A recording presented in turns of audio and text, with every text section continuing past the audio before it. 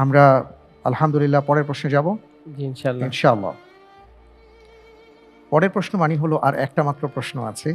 এই প্রশ্নটা আপনার জন্য অনেক মূল্যবান। কত কষ্ট করেছেন, তাই না? সেই চট্টগ্রাম থেকে এসছেন, ঢাকায় গ্রুমিং হয়েছে, গ্রুমিং করার পরে এরপরে রেকর্ডিং শুরু হলো, অবস্থান করছেন, কষ্ট করে পড়াশোনা করছেন। এই সব কিছু প্রশ্নের উত্তর দেবার জন্য। আর এখন আপনাকে যে প্রশ্নটি করব এটা হলো আপনার আজকের পর্বের শেষ প্রশ্ন। আমি দোয়া করি এই শেষ প্রশ্নের উত্তরটি যেন আপনি সুন্দরভাবে দিতে পারেন। জি, ইনশাআল্লাহ। ইনশাআল্লাহ। আল্লাহ তাআলা তৌফিক দান করুন। আমিন। আমিন। আপনার জন্য এবারের প্রশ্ন। আল্লাহু আকবার।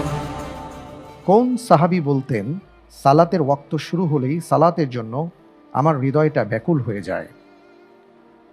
এ.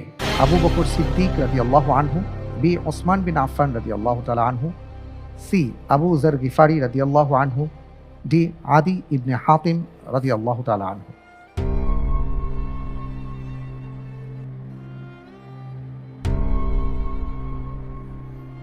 আলহামদুলিল্লাহ, এই প্রশ্নের উত্তর হিসেবে আমি বেছে নিচ্ছি option B. Option B freeze করে দিব। জি, ইনশাআল্লাহ। ইনশাআল্লাহ। জেনে বুঝে বলছেন? লাইফলাইন তাকদীর চাচ্ছি। আচ্ছা, লাইফলাইন তাকদীর যদি না থাকতো তাহলে আপনি কোন অপশনটিকে বাছাই করতেন? Option B. Option B. সঠিক উত্তর ছিল অপশন ডি, আদি ইবনে হাতিম রাদিয়াল্লাহু তাআলা আনহু। তিনি আরবের বিখ্যাত তাই গোত্রের লোক ছিলেন। হাতেম তাইয়ের নাম আমরা শুনেছি। তার বাবা ছিলেন তিনি। হিজরি ৯ম সাল অথবা ১০ম সালে তিনি ইসলাম গ্রহণ করেন। তাদের এলাকায় মুসলিমগণ যখন ঘেরাও করেন তখন তিনি প্রাণ রক্ষা করেছিলেন পালিয়ে গিয়ে।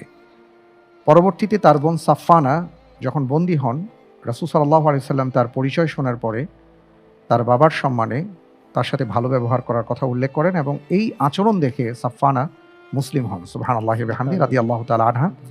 এবং তিনি তার এলাকায় গিয়ে তার ভাইকে বলেন। পরবর্তীতে আদি ইবনে হাতিম ইসলাম গ্রহণ করেন।